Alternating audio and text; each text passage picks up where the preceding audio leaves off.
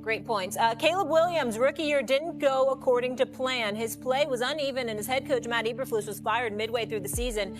Now the young quarterback is hoping to bounce back in year 2. Our own Adam Schefter says that this season, Caleb is set up for success. Take a listen.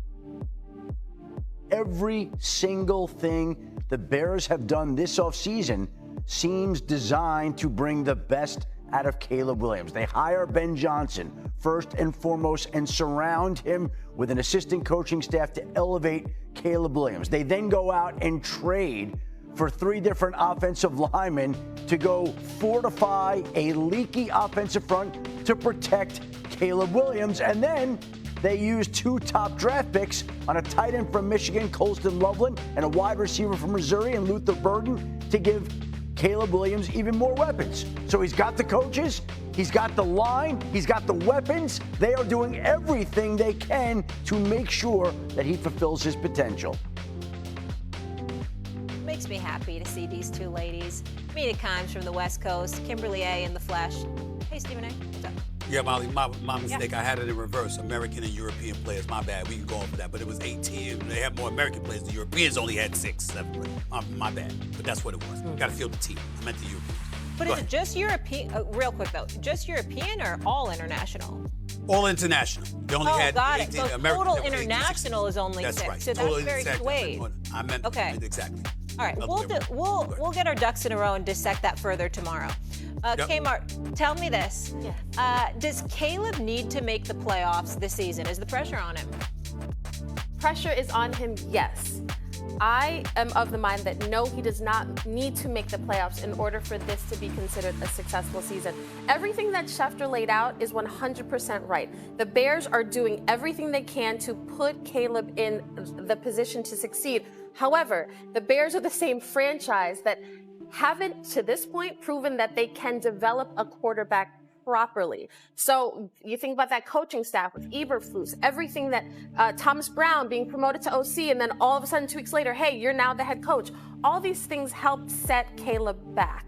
There were moments last year where he was on the field trying to run plays, and there was confusion. People on the sidelines were like, what is he even running?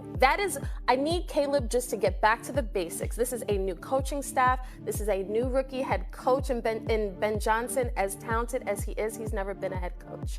They're in a very tough division. I think we need to temper the expectations. Say in December, we want to see you play meaningful football. We want to see you do the basics properly before we say, dictate that there's a playoff mandate. Otherwise, this hasn't been a successful season. As long as he shows growth, I'm good with it. Yeah, I'm in agreement with Kimberly here. I think last year everybody was a little bit out over their skis with the Bears. Oh, this is a sneaky playoff team, and Caleb's walking into this amazing situation. If you're a Bears fan, you should not care about making the playoffs. That should be secondary to what Kimberly just described here, which is the development of the quarterback. A successful season for the Bears is one where Caleb Williams looks like the #1 draft pick. And I'm really optimistic because last year, despite the team sort of collapsing in the second half of the season and his numbers not being good, there were flashes of elite quarterback play, including in games, by the way, that they lost. There was a 2-game stretch against the Packers and Vikings near the end of the season where I thought he looked fantastic. They lost those games. That should not matter. It's all about the young quarterback who, as Adam laid out, is being put in a significantly better situation. That's all that matters if you're a Bears fan this year. S.A.? I disagree, ladies. It's not all that matters.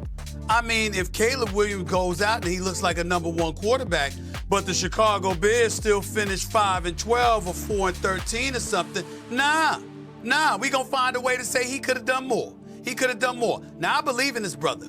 I believe he was worthy of being the #1 overall pick, even though I like Jayden Daniels a lot. I saw 20 touchdown passes, 6 interceptions, sacked the league high 68 times, 16 more than any other quarterback in the National Football League. You're damn right they needed to do something. They did it out of necessity so they could maximize this kid's ability. Last season, he was on suicide watch.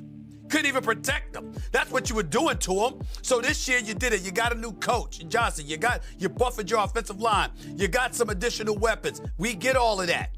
But if this brother goes out and he's doing his thing and he looks like a #1 quarterback, you know what?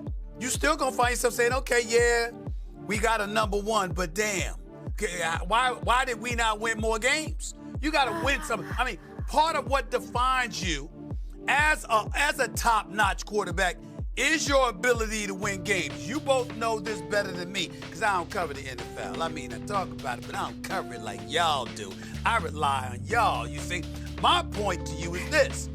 Don't tell me that you establish yourself as a number one quarterback when you're not winning some more games. Part of the criteria is your ability to close the deal and win games. Unless you sitting up there and averaging 35 points a game and your defense is so horrid, so porous, that it's obviously nowhere else to look at other than the defense not being able to safeguard you. But when you're top-notch quarterback, you got to win some games now. Come on now. And that means inching towards the playoffs. Steven, I have a problem with two things. Your take and that jacket, okay? Let's just focus on the take. Let's just focus on the take. You have lost your mind. I was This is a fly-ass jacket. What are you talking about?